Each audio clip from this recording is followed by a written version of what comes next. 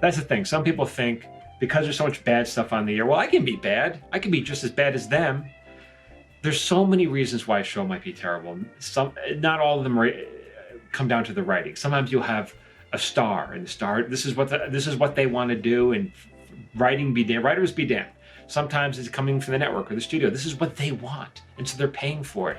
Sometimes there's so many chefs in the pot, executive producers giving notes, you don't even know what you're doing anymore. I mean, to me, it's almost like the business is designed to make mediocre shows. And only occasionally something breaks through, and God bless when that happens.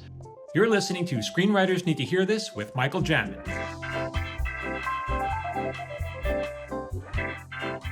Hey everyone, it's Michael Jamin. Welcome back to another episode of Screenwriters Need to Hear This. I'm here with Phil Hudson. He's back. Phil is back. Hi, Phil. Hi, good to be back. And I got a new microphone for all of you concerned about my audio. That's a good-looking microphone, I got to say, Phil. It looks better than mine. That's the one real podcasters use. It was very expensive. I feel like mine is like a tin can. Yeah. Yeah. All right. It's fine, though. So we had a special episode. I always say that, but I always mean it.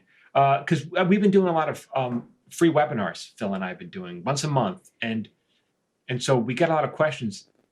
And so we couldn't answer all the questions. It's about an hour long. And we choose a topic. We really dive in. The past ones have included... What have they included? How to write a good story. 4 things you need to know to become a professional screenwriter. There was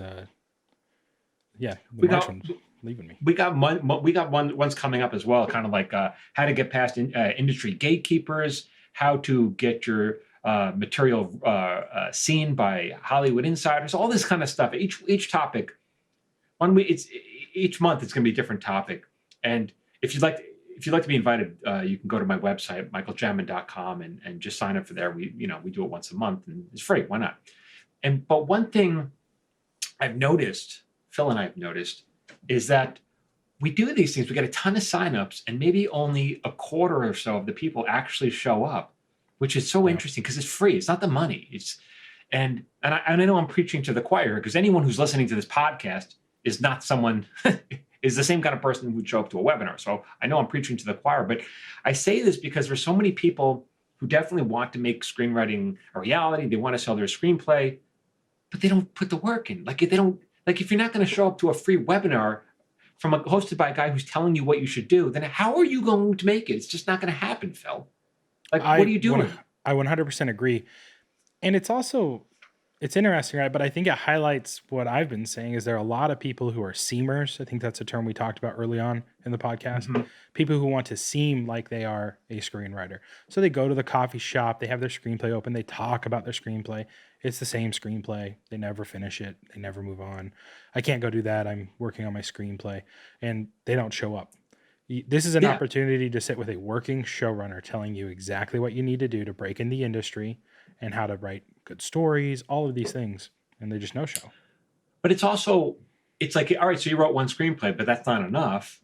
And for the people listening, if you're doing what I'm telling you to do, or suggesting at least, you're writing more, you're taking classes, you're writing, you're getting feedback, you're going to events, this is nonstop until you break in. And then once you break in, it's nonstop again, because it just doesn't end. The doors, I don't know. So anyway, I commend everyone who's listening to this. If you want to come to the webinar, you're more than welcome. Go to michaeljamin.com and you'll see the free webinar. /webinar, michaeljamin.com/webinar. /webinar. And you'll get an invite. And then it's free. And then we send you a replay within 24 hours. It's also free. Then if you miss it after that, I think it'll be available for a small purchase fee because there's work involved in putting these things up. But go get it. It's free. It's free. Yeah, okay. Are you ready, Phil? So we got a lot of questions. I couldn't answer all of them because there was a time limit. So here are the ones that I couldn't answer. Yeah, and this is for the February webinar because you've had a lot of great interviews coming up, and we didn't want to hold those back. And you got some good ones in the pipeline too, which is pretty exciting. Oh yeah. So February Q&A, again, if you do get on that, we will answer your questions.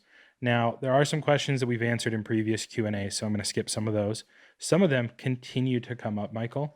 And for your new audience members, I think we'll address those because they're important questions, and I think you're going to prevent a lot of people from struggling and spending a lot of money in places they don't need to be writers. Yeah. One other note that I thought was pretty cool, feedback for everybody. We did have someone sign up for your course, And it was because they've attended 3 of these webinars. And I thought it was pretty cool. He said he'd spent $4,000 on direct mentorship, and your free webinars were better than that. And that's why he signed up for your course. That's the problem. Where's he getting where's the mentorship? Like, who's the, well, we don't know. $4,000. 4K, guys. So Yeah. come to these webinars. You'll save $4,000. $4,000 value guaranteed. Yeah. All right. I can't guarantee anything for Michael Jamin, I promise. Anyway, Yeah. Norwood Creech. Let's go to question number 1. Norwood Creech asks, copyright. What is the status of writing a screenplay if it has a copyright? I don't know. But here's the thing. I don't give legal advice on my at all. I guess it protects you in some way, but I've only registered one script I ever wrote with the Writers Guild of America. That was the first one I wrote. But after that, every script that I make is copywritten by the studio that I sell it to. So it's their legal headache if someone wants to steal it. So if you want to copyright it, you can. But I've done talks about, I don't know, your biggest problem is someone should want to steal you. Your biggest problem is if your work is so good, someone wants to steal it. That's usually not the problem you have. Usually the problem is your work is so terrible, no one wants to steal it. So, right. Cool. And then are you concerned? There are a couple follow-up questions. Are you concerned with AI screenwriting? Not right now. I'm concerned. I have bigger concerns with AI, and that is destroying the world. That's why they want to do this pause on it. Of all the writing that AI is going to take away, I think creative writing will be last on the list. They will take away technical writing, instructions and stuff like that, and maybe some forms of copywriting. Marketing writing is going away. I mean, as a search engine optimizer for most of my digital marketing career, that's a real concern for us. And Google is leaning towards allowing that type of copy. Oh, okay. But still in terms has to of be authoritative, and you have to know how to communicate with the machine. But anyway. But in terms of AI, I'm not worried yet. Maybe I'm being Pollyanna, is that what the word? But I'm not worried yet. It's certainly not there yet. Maybe in 5 or 10 years, but right now it's not there at all. And it's not even close to being there. So yeah. Okay. Awesome. And then do you have any suggestions for writing narratives for young writers?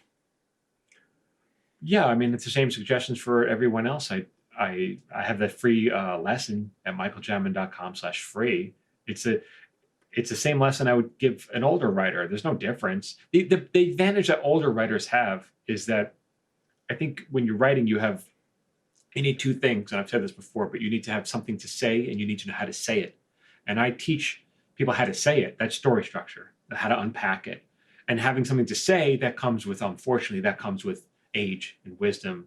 And it's unusual when someone young really knows what they want to say. My daughter, who's only 20, she's got something to say, and it shocks me because when I was her age, I didn't have anything to say. So, but you don't have to worry about that yet. Just continue writing. Awesome. Annie K asks, what's the best way to know if your script is ready to be passed on or get you a job? Is it competitions? Is it a mentor? Any other suggestions? Well, we've talked about competitions. I'd say and you may know more about this than I do. I'd say about 3 of them that are probably worthwhile, right?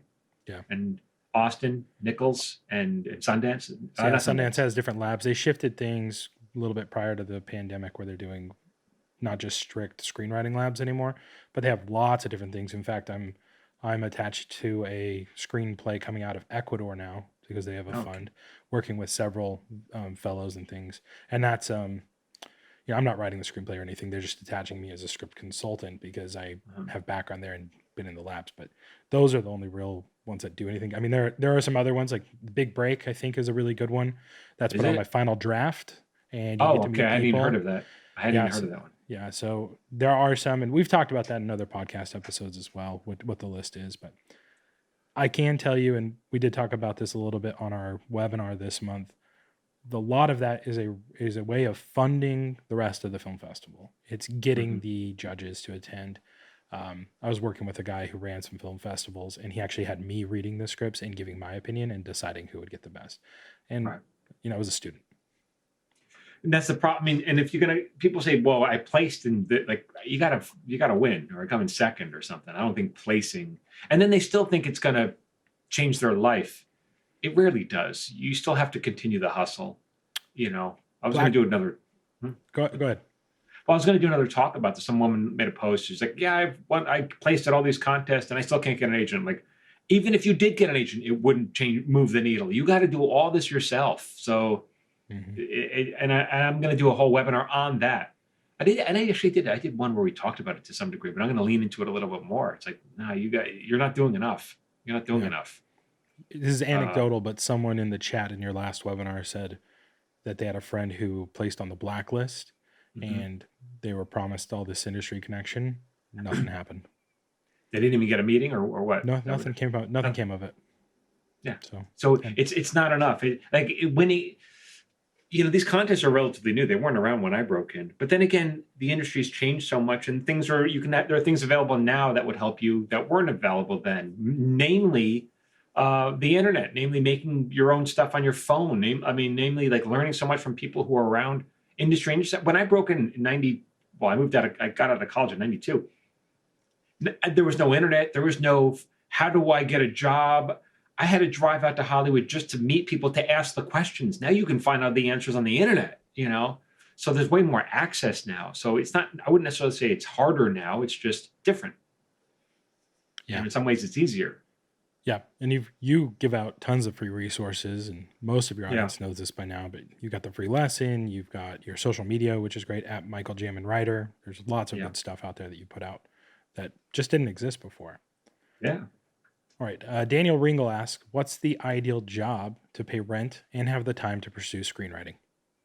The ideal job would be assistant to an executive producer. Perfect job, because you're basically sitting at their desk answering the phones that don't ring. That's what I did for a couple of years. And so during that time, I wrote and I would ask them questions, and that's the ideal job. The next best job would be a writer's assistant. So you're in the writer's room and in some degree, in some sense, that may even be a better job. You're in the writer's room and you're listening to these writers, you're learning how they break stories, but then you don't have the time to write, or you have to write it on the weekends or at night. So both are great jobs. But you're learning so much through osmosis, just being in that room, listening, Yeah. and seeing it happen. Yeah. So that would be a fantastic job. All right, follow up. How can I stay home and write while not making my girlfriend think I'm a bum ass? Your girlfriend isn't into you anyway, so you don't have to worry about it. How can you stay home and write? You're gonna have to make priorities. That's the thing. I feel, because my writing partner. I don't want to talk about him. Well, it's not really. I don't want to tell his story, but he was going through similar things. He had a girlfriend and he had to write on the side, and it was the struggle. How do you balance? Well, you're just gonna have to make that happen. I didn't have a girlfriend at the time, so I didn't have to worry about it. Yep. Um, For me, when I was dating, I had what I call the red carpet test. I was so fixed on knowing exactly what I wanted to do with my life, which is be a professional writer, that when things started getting serious with a girl, I would ask them, how comfortable would you feel on a red carpet? Right. mhm. And no girl passed that test. I'd feel really uncomfortable.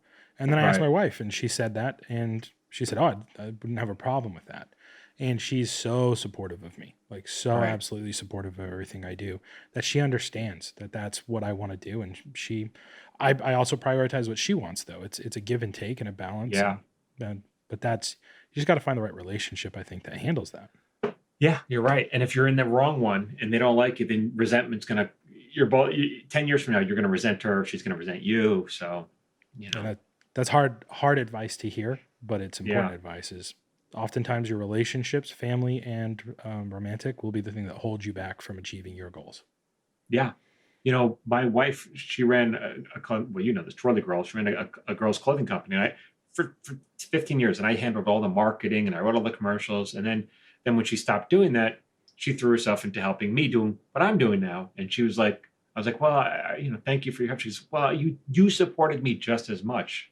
Mm-hmm. So now I'm just doing it for you. So it's that kind of thing. If you're not in a supportive relationship, you've got a problem. Yeah. Break up. That's the answer. Yeah. Michael's not telling you. Goes back to, I told you she wasn't into you. All right. Delara Casey.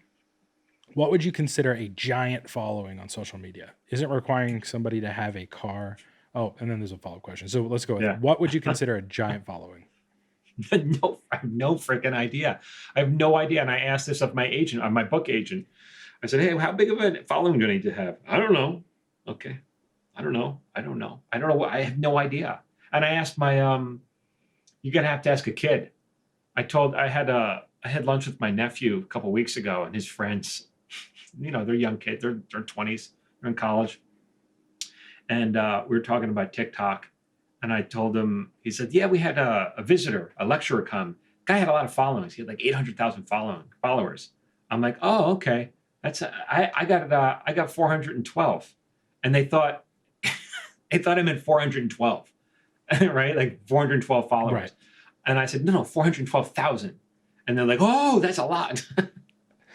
So I don't know what I have an answer for this. What is the answer? So because of what I'm currently doing, and I'm now posting things professionally on my social media about being a writer or an associate producer or an assistant to these guys, and they're currently having me help them run their social media and do the promotional stuff for them for their new film Quasi. Comes out on April 20th on Hulu, and that means I'm traveling with them, and I'm sitting with a publicist from Searchlight Pictures and their publicist, who is the publicist for about half of the top comedians, stand-up comedians. 50,000 followers. 50,000 is considered an influencer in that space. That allows you to, they want to engage with you to selfishly promote their product or their people. But what platform? Because 50,000 on TikTok is different than Instagram. She said it doesn't matter. So anybody who has over 50,000, she wants me to write them down so that they can engage them about helping promote the film. It doesn't matter, she says. Yeah. So I'll confirm. I mean, I'm going back on the road with them, in a couple of days, and I'll ask that question as a follow-up, but 50,000 is the number. Because reach has really changed. I wonder if they're aware of how there's no reach anymore. Yeah. It's a numbers thing for sure. Yeah. Okay, interesting. There's your answer, 50,000. All right. Follow-up question from Delara. Isn't requiring somebody to have a car a form of discrimination to be a production assistant? Is it required? Is having two arms a form of discrimination to be a baseball player? Well, you got to swing a bat. So, I don't know what to say. I mean, I don't know what to say about that. There have been people, by the way, there have been famous pitchers with one arm who have done the job and done it well. I think this is just my opinion, 100% Phil Hudson's opinion here. Mm-hmm. I think that we're too focused on discrimination and less focused on what is the requirement to be able to do the function of the job. Yeah. If you have to get from Woodland Hills, California to Pasadena to hand a script to an actor, and that's an hour and a half in your car in traffic, you can't rely on a bus to get you there to do that job. No. And that is a function, that is a requirement of the job. And so having the vehicle is, and they don't say what quality of the vehicle, by the way, and they cover your miles for the car, which is the wear and tear and the gas in the vehicle. Right. So you get compensated for those things, but you just have to be able to do the function of that job. I mean, it'd be great if the studio had a car, a beater, okay, you got to drive the car. Here's the car. Here's a studio car. And now you got to run errands with the car. That'd be fantastic. But, I don't know. You still have to get to work. You still have to find a way to get to work. You still have to know how to drive. Yeah. There'd still be obstacles in your way. So no, if you're set PA and you're on set all day, that's a different story, because you can get to set on time. Someone can drop you off. You're there for 12 to 14 hours, and then somebody has to pick you up and take you home. It's a different story. You can carpool with other people at work. If you're in the camera department, lighting, whatever those are, you can do those jobs. But to be like an office PA or writer's PA, you're getting people's lunches. You're like going out and running errands. You got to have a vehicle to do that job. So I don't think it's discrimination.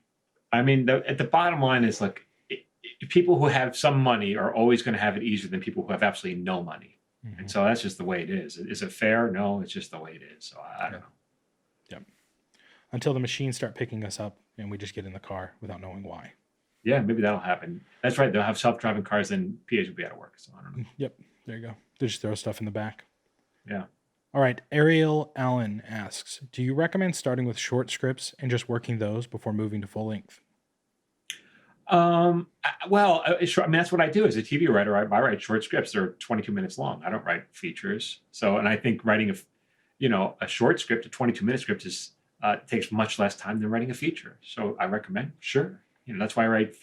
To me, it's more interesting. I like the pace, the change, than spending all this time on a feature, which could take a couple of years. In the same amount of time, I could bang out several, or I don't know, half a dozen or so episodes of television. So, yeah, and I think, and this is old data, so it might have changed, but I doubt it. The time frame when being offered a script assignment for a feature is 6 months to turn in your first draft. Well, How it probably depends. They want it yesterday, to be honest. Right, but I think you have 6 months to get in your draft. Is they'll push you for it, but that's what the Writers Guild has as the time frame Okay. to get in draft one, and then there's a time for draft two. So, that being said, how many pilots can you write in 6 months of TV?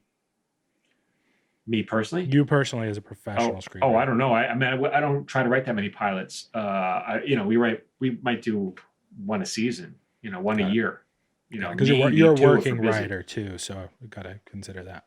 Yeah, but you could write episodes. It takes less time to write an episode of television on spec script than a pilot.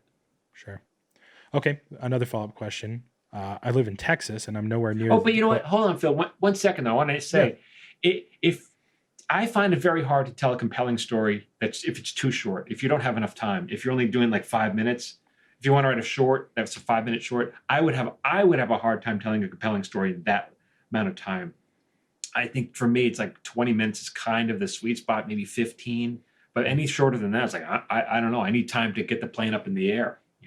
When I was in film school, the assignments were your short could be no longer than like 5 minutes or 3 minutes, depending on the professor. And some of the professors were my age because I was an older student, and I talked to them after, and they're like, "Yeah, it's just because I don't want to sit through that much boring content." Yes, right. Because they couldn't tell a story, and that was, I've talked about it before. Amazing cinematographers, great camera work, but nothing happening, and it's just boring to watch, even if it's pretty. So they would have those caps, and then I had to hit that restraint for my final project. And because of your mentorship and the work that I'd been putting into writing, I knew that my script needed to be 12 minutes long, and it was a 12-minute script.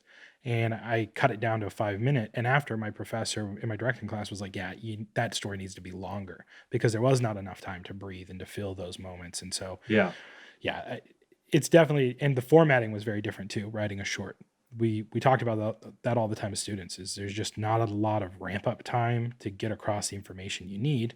And when you talk about those 3 fundamental things you need to know in a story, and you talk about that in your free lesson, hard to get that across super fast and finish that plot in 3 minutes. Well, it's also because you want to make that end. If you want that end to be impactful, to really hit somebody, it's not even so much about getting all the exposition out. It's about like, what do I need to do to make that ending feel like a payoff, to really feel emotional? And like, if you don't have enough time to do all the other stuff, the ending is just going to feel unearned. It's going to feel unearned, which is the bad writing. Right. All right. Follow-up question from Ariel. I live in Texas, and I'm nowhere near, quote, the industry. How do you actually gain connections in the film or TV industry? Well, I think the problem is you need to be in Hollywood. You're Ariel's saying, "I want to work in Hollywood, but I don't want to work in Hollywood." Yeah. Well, there's a problem.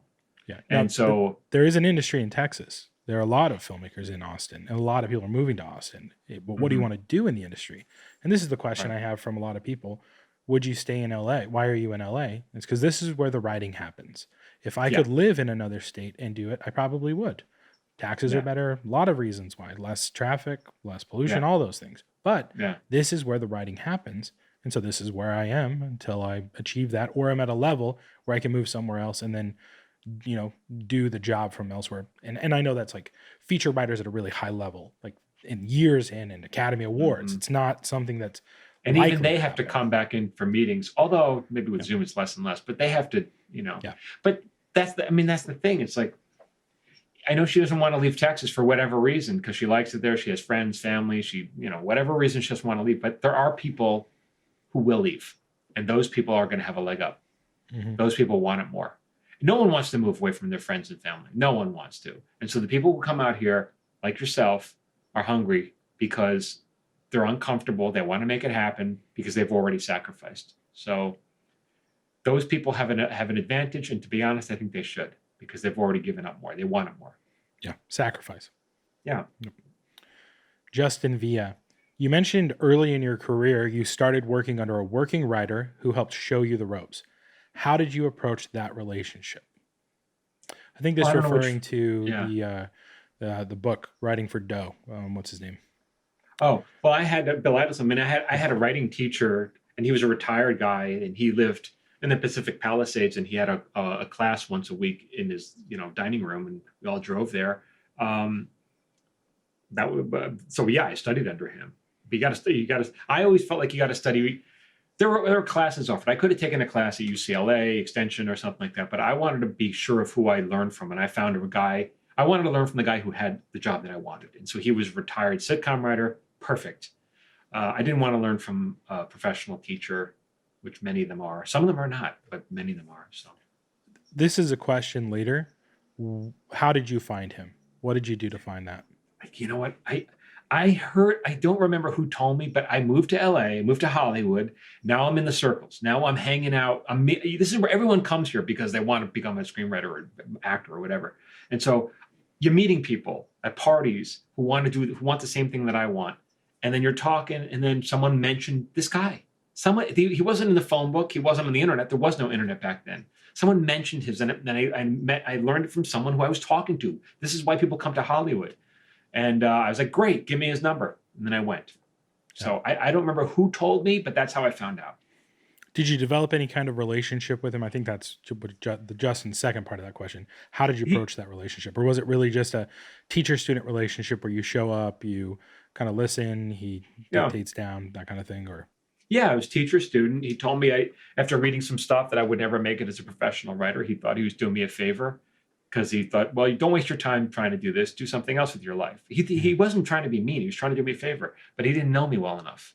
He didn't know me. That he didn't know how hard I work and how I wouldn't give up. There's a tenacity there that most people don't have. And so he saw where you were and said, this is as far as you will go, not knowing you'd hit the wall until it broke down. Right. So huge lesson in that for everybody listening, by the way. Like that's what you have to do. Hit the wall until it falls down. Yeah. And in college, I wanted to be a creative writing. I wanted to be in the creative writing program. I was good enough to take classes, but I wasn't good enough to get into the program where that was my major. And so they told me I wouldn't be a writer either. Yeah. Who cares? No one's going to tell me what I get to do with my life. Look who's laughing now.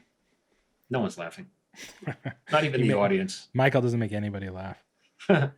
When you say, okay, and then a follow-up, when you say it doesn't matter whose hands your script gets into, would you go as far as to upload your script to online? I not necessarily. I would be really... I want to know who I was giving it to. Not, I wouldn't upload it to the interwebs. And I meant it in terms of a great script has legs. The same way a great show has legs. This is here's the thing. I saw this great show, and I was going to talk about this in one of my upcoming webinars. I made a note of it. There's this guy named Derek Delgadio, and he put on a show. He had a one-man show. It was on Hulu. It's called In and of Itself. Someone told me about it, and I watched it.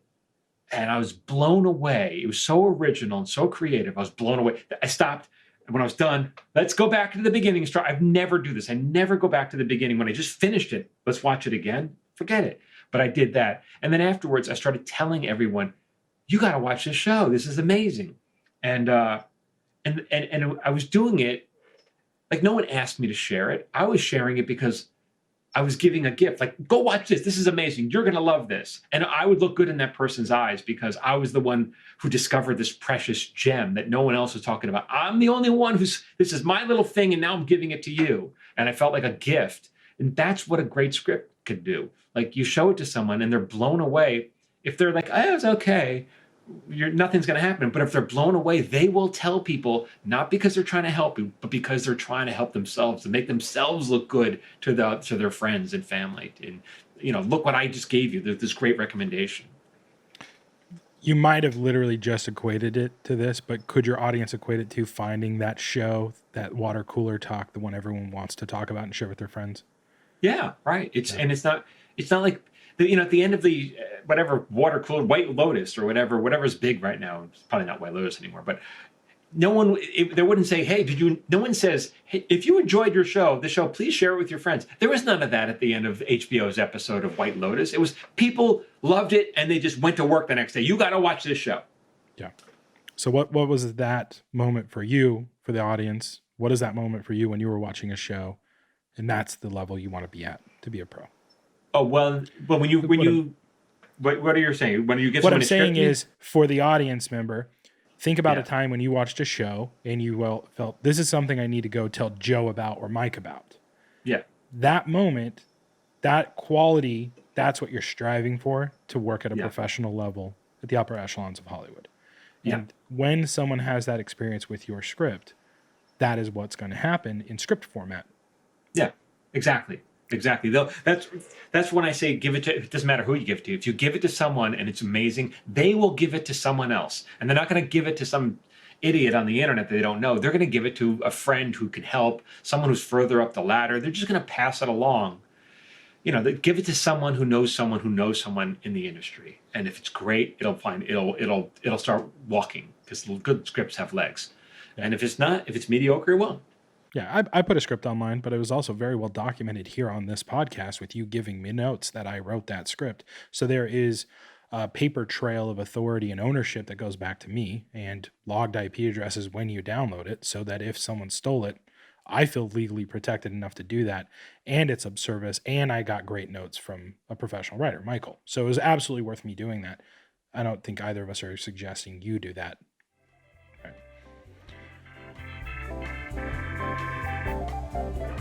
Hey, it's Michael Jamin. If you like my videos and you want me to email them to you for free, join my watch list. Every Friday, I send out my top 3 videos. These are for writers, actors, creative types. You can unsubscribe whenever you want. I'm not going to spam you, and it's absolutely free. Just go to michaeljamin.com/watchlist.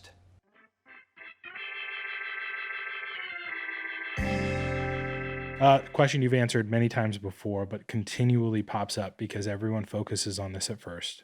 Do you need an agent?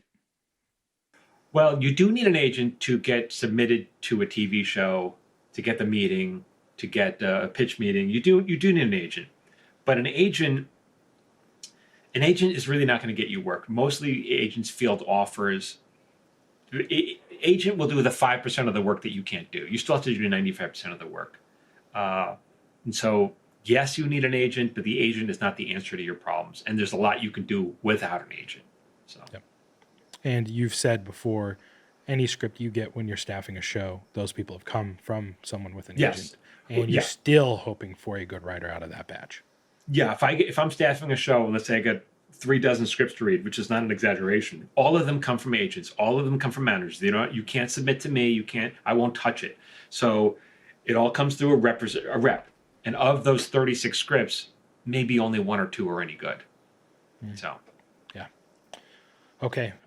This was a comment specific to the time, but I think it addresses something that happens on your website regularly. Jeff says, so I'd love to take Michael's course, but it's currently closed. Sad face. Oh, sad face. So the course is closed now. Yeah. You are now doing an enrollment period on the course. Do you want to talk about that?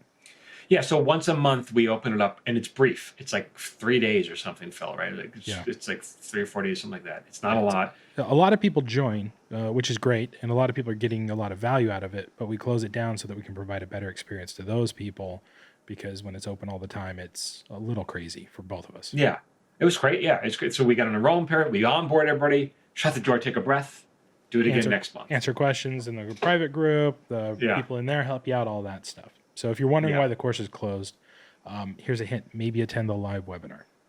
Yeah, you'll get a better, actually, if you attend the webinar, we give you a better deal. So come to the webinar, you got a special deal. If not, just get on my email list, and you'll know when it's open. And when it's open, get in. And then if you miss it, you get in the next time. It's every month. Yeah, got it. PJ works, and we've addressed this as well, but I think he phrases it really interestingly. Just curious, how do we have bad movies and TV shows if you have to be really good to be in the industry? That's the thing. Some people think because there's so much bad stuff on the air, well, I can be bad. I can be just as bad as them. There's so many reasons why a show might be terrible. Not all of them come down to the writing. Sometimes you'll have a star, and the star, this is what they want to do, and writers be damned. Sometimes it's coming from the network or the studio. This is what they want, and so they're paying for it. Sometimes there's so many chefs in the pot, executive producers giving notes, you don't even know what you're doing anymore.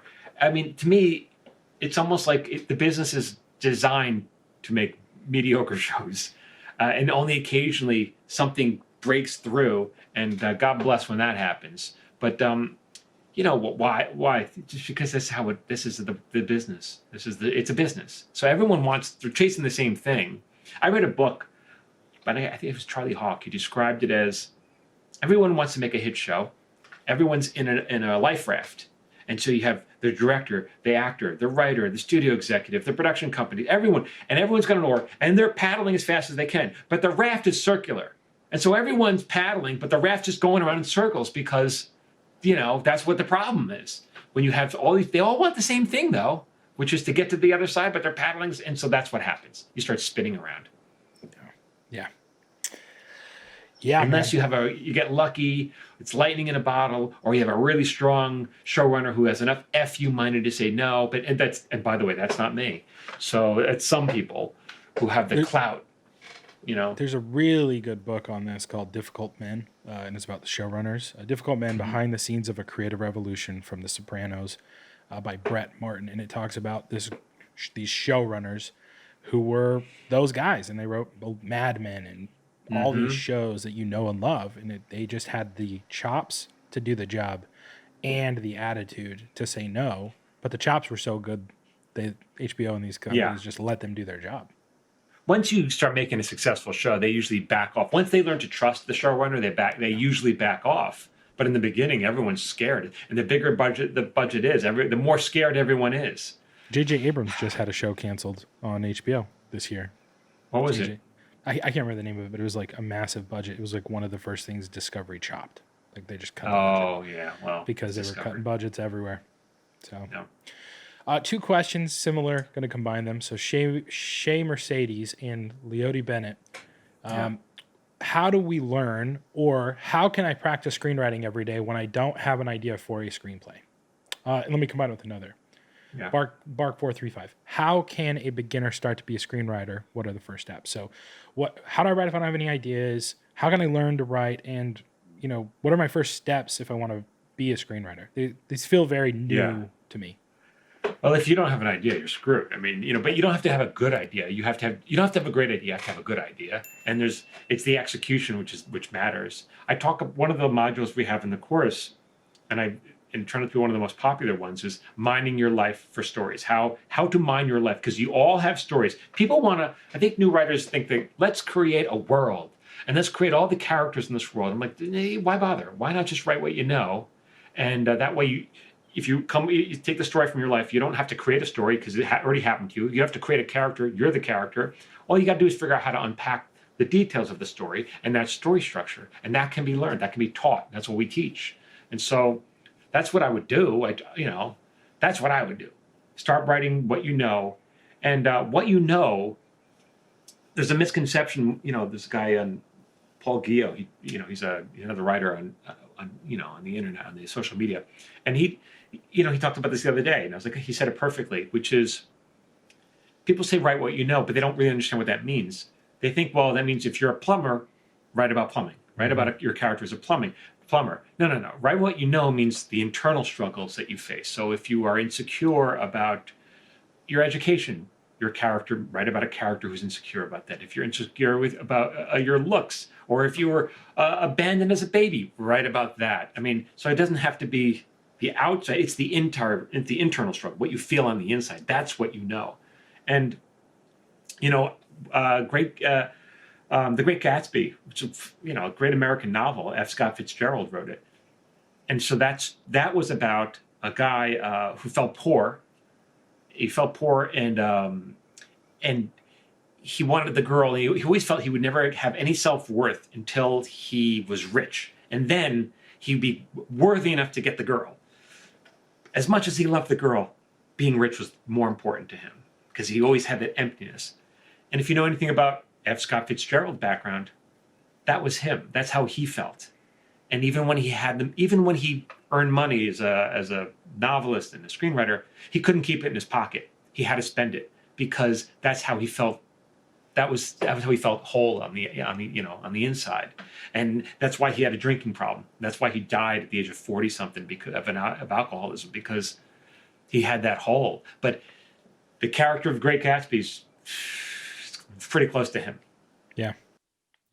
Episode 39 of this podcast, great writing exercise. There are some ideas in there and some other things that you can do to learn more about how to practice your skills and develop those things. But the other thing we talk about on this podcast often is being okay with yourself and being okay with your emotions and being okay Mm-hmm. being vulnerable. But you also talk about the dichotomy of what's too far, what's oversharing. Yeah. So Yeah. dive into the podcast a bit more if you're new, and there's Maybe some we'll really do. good stuff in there. Actually, that's a good point. Maybe we'll do a whole webinar on oversharing and stuff like Yeah. that. All right. So again, lots of questions about, do I need to live in LA to be a writer? How do I make connections with people outside if I'm not there? We've already addressed these.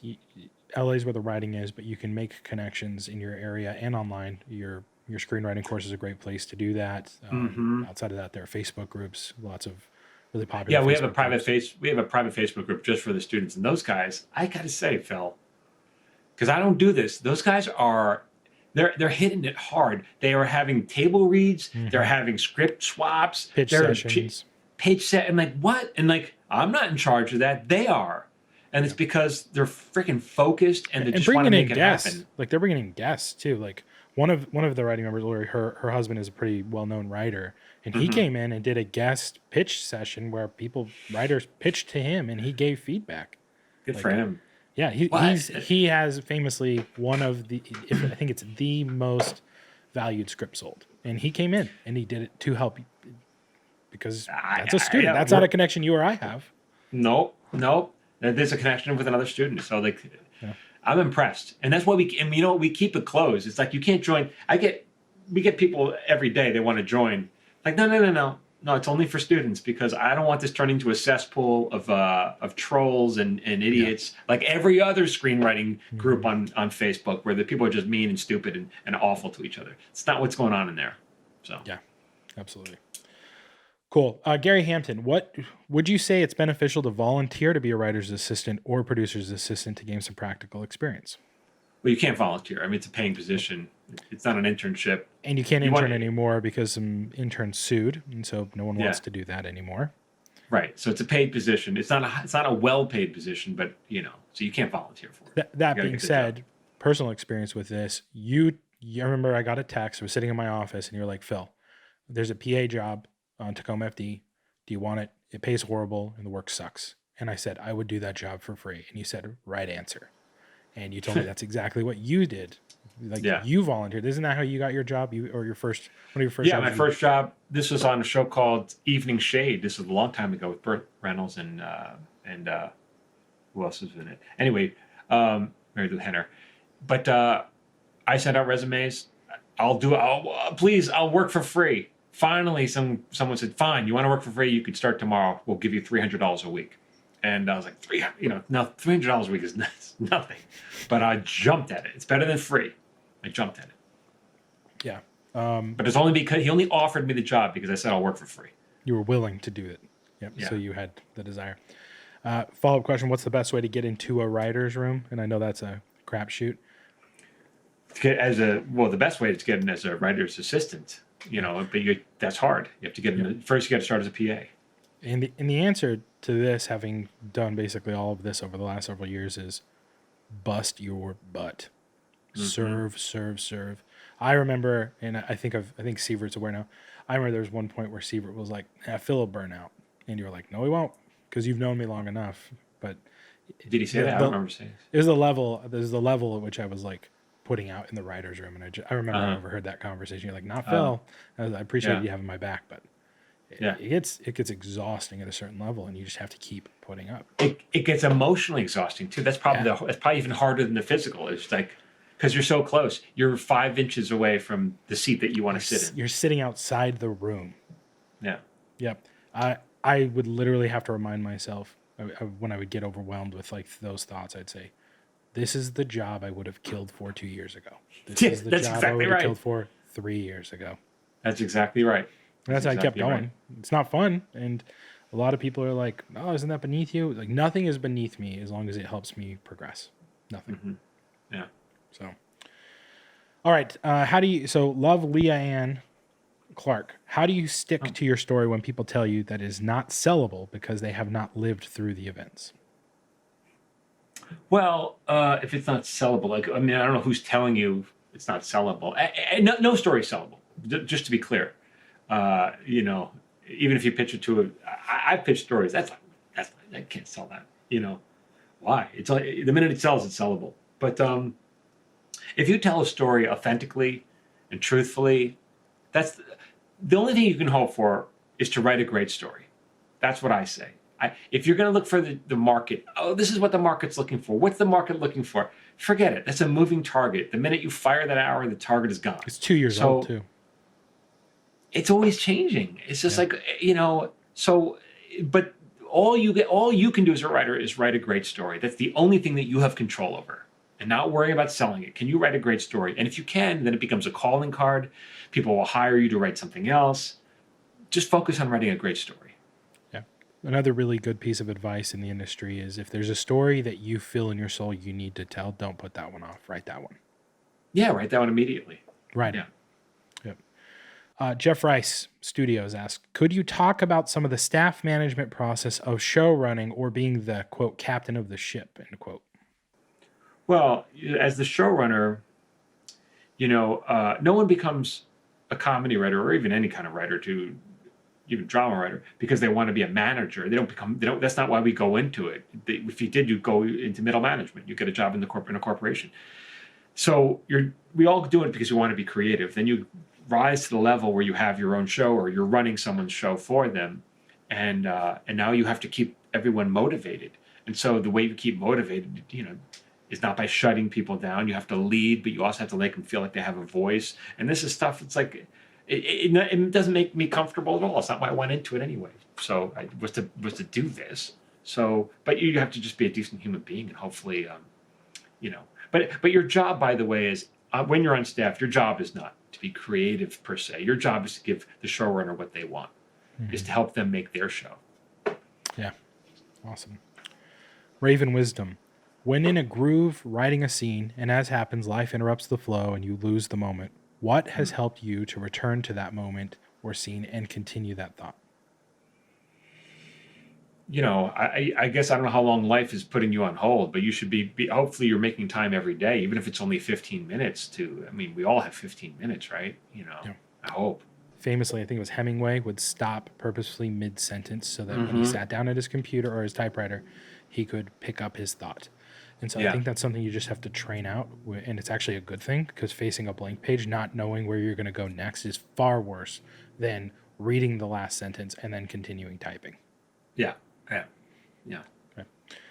All right. We've got a lot of questions here still, Michael, so we're going to get through a couple of the last ones, and I think a lot of this is repetitive. So I'm just going to pick probably 4 or 5 more, and then we'll wrap it up. Does that sound good to you? Yeah, that sounds good. Okay. If you're a writer hoping to staff on a traditional network procedural style show, do you specifically need a procedural style sample or just a great sample that shows your unique, quote, voice, end quote? I've never written on a procedural. Don't like them. I don't watch them. I would assume it's probably both. They're going to want more than one sample. They're going to want a sample of a procedural, and they're going to want a sample of something else. That's always the case, though. It's always 2, right? Yeah. You did Usually, it, and it's not a fluke. You can do it again. Yeah. So I have one of each. Yeah. Okay. All right. And K-Films, do you remember shadowing a writer that is currently in the film industry? I don't know about shadowing. I've worked for many writers. I never shadowed anyone. There's no such thing as shadowing a writer. A writer sits in front of a computer, and if you were to shadow them, you'd be standing over their shoulder watching them type. Like, it'd be horribly uncomfortable for everyone. It's not a visual job. How do you open Final Draft? Like, that's what you'd see. Yeah. But I've worked for writers, and I've talked to them about story. I've had conversations. I worked for a guy named William Master-Simone. This is when I was first breaking in. And he wrote a great movie called The Beast. He wrote another one called Extremities, I think it was Farrah Fawcett. He was a playwright. He was a playwright out of New Jersey who worked as a gravedigger. He was a gravedigger, and he'd write plays, literally. And brilliant writer. That's fascinating. That's a fascinating backstory right there. And he was such a sweet guy, so down to earth. And then he got brought on. I was the writer's assistant on a movie called What's Love Got to Do with It, the Tina Turner story. And so he would come, and he flew in for I think 3 or 4 weeks to rewrite the script. And then I don't think he got any credit for it, but he got a boatload of money, I'm sure. And he came down to LA and he'd type up the pages on his old typewriter. Then I'd retype them and put them into the computer and format it correctly for the movie. And such a sweet man. He's like, let me buy you lunch. Here's pizza. What can I do? He was just so nice. I really loved his attitude. He was kind, very down to earth. That's it. But you've That's adopted it. that attitude too. I mean, I've done things to help you because I want to help you, and you've Yeah. repaid in kindness beyond what I feel I've done for you. Well, And thank you. I've Yeah. seen you do that for other people as well. So Yeah. Because no one, I don't know, no one goes into screenwriting because they think they're gonna be in charge of the world. yeah. You take another profession if you have a giant ego. But yeah, he was a super nice guy. On those lines, Aaron Haas asks, what is the best way to approach someone who you want to mentor you or learn from them? Are there any specific things you did in that relationship or others? I don't know. I would imagine that's a question probably for you. I think what you do is you give first. That's what you do. Yeah, 100%. And that does two things. One, just naturally, I feel good and feel of value when I serve other people. Yeah. Like there's a feeling. And for me, it's very physical. It's like a kinesthetic, like tingly feeling of good when I do Right. something for other people. It's a selflessness that I think it comes from being very poor and not having, and knowing how valuable that little bit of help really moves the needle for people. And that's the point then. So it's like when you approach someone as when you want someone to be your mentor, you're basically saying, I want you to give me something. What you have, I want. Can you give me what you have? And so that's not the attitude. The attitude is, what can I give you, mentor, to make your life better? What can I give you? I'm in the Broken Lizard social media right now, helping them with this thing as we talked about. And I just posted this on my TikTok.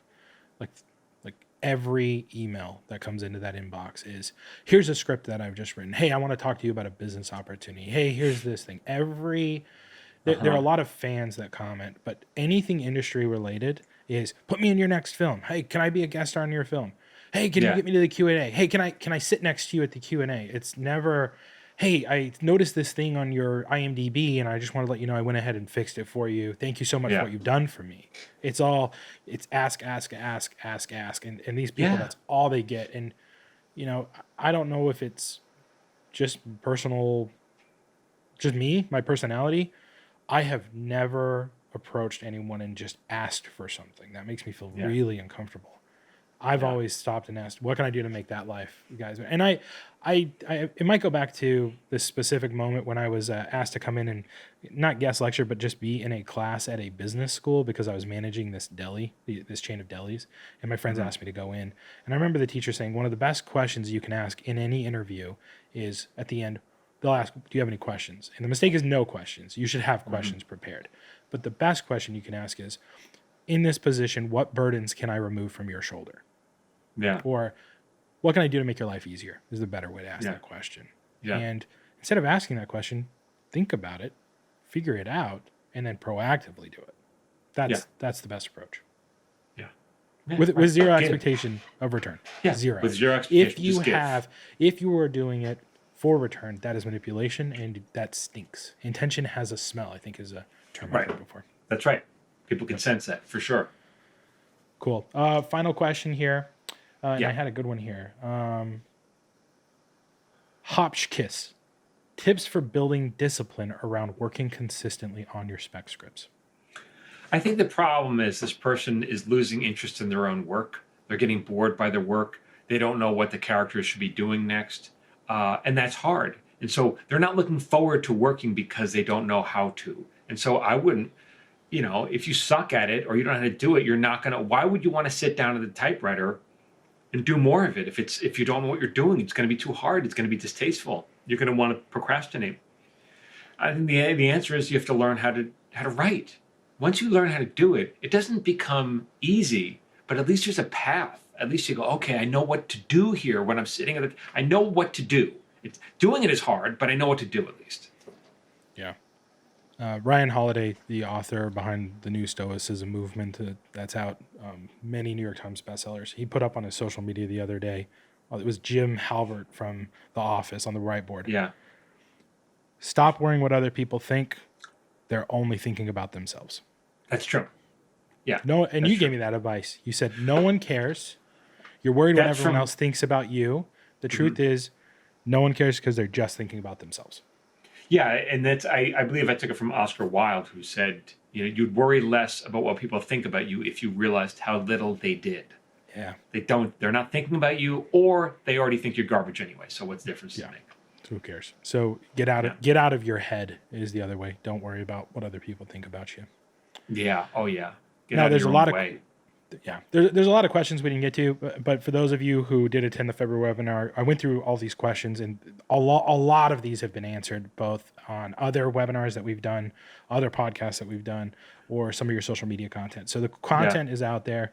For those of you who did ask questions, you got your questions answered today. Apply these lessons. I mean, I think one of the other things that's important in progression is not just learning, but applying. You have to apply the knowledge that you're getting, and then that becomes wisdom. And so make this wisdom by going out and applying this information. Yeah. Okay. Anything else you want to add, Michael? That's it. If I hope to see everyone at my next webinar. Just come on. Just pile in. The link is michaeljamin.com/webinar. We have a lot on social media. I post every day on Instagram, TikTok, Facebook. At Michael Jamin Writer, for those of you who it's the same. Thank you. We have a newsletter goes out once a week. We call it the watch list. You go to michaeljamin.com/watch list. We have a free lesson, michaeljamin.com/free. Yep. What else, Phil? You have your paper orchestra, your one-man show, and the new book that you're working on volume 2, I think you said. Yeah, I'm writing away. I'm plugging away, and I have struggles too. I'll start writing, and I'm like, where's this going? Where's this going? For people who are interested in learning more about that, what is that? Is it michaeljamin.com/upcoming? Is that right? Yeah, if you want to, then you'll get notified when my book drops, which will also be an audiobook and an ebook. And then hopefully when I start touring, hopefully I'll get to your city. You have to go to that show. Have to go to that show. That's been in my head since December 10th, 2022. Thank you. It's incredible. It really is about putting an experience on. It was really about, I'm going to talk about that in the next webinar I'm doing, because someone had a question. Her question was, how do I get people to attend my stage reading? And I'm like, oh, that's a great question. We're going to talk about that in the webinar. That's what I'm going to talk about. So yeah, it's amazing. And you talk to people, you meet with people, and you give feedback too. So it's another great way to meet you. Oh, at the show. Yeah. Afterwards is a Q&A at the show. So yeah, people like that. michaeljamin.com/upcoming if you're interested in the paper orchestra or any of that stuff. And you're posting out too on TikTok. Yeah, I'm posting on TikTok and Twitter and Facebook. Instagram's still a little personal with family stuff, so I've got to migrate that one eventually. But I'm posting stuff because I'm just running into a lot of the same thing where I am having experiences that I wish I had information about when I was trying to break in and still trying to break in. But I'm meeting with publicists. I'm hanging out with the executive producers and the directors, and I'm talking to the marketing departments of these films, and I'm on set, and I'm I'm looking at budgets now. There's a lot of things I'm looking at, and I just figured might as well start putting. There's a lot of stuff that that I'm not familiar with. It's been working with publicists and all that stuff. So good for you. That's Phil A. Hudson, your handle, right? Yeah. Yep. Okay. So all right, everybody. Thank you. Thanks so much. Until next time. Keep writing. Yeah. Writing. This has been an episode of Screenwriters Need to Hear This with Michael Jamin and Phil Hudson. If you'd like to support this podcast, please consider subscribing, leaving a review, and sharing this podcast with someone who needs to hear today's subject. For free daily screenwriting tips, follow Michael on Instagram, Facebook, and TikTok at Michael Jamin Writer. You can follow me on Instagram, Facebook, and TikTok at Phil A. Hudson. This episode was produced by Phil Hudson and edited by Dallas Crane. Until next time, keep writing.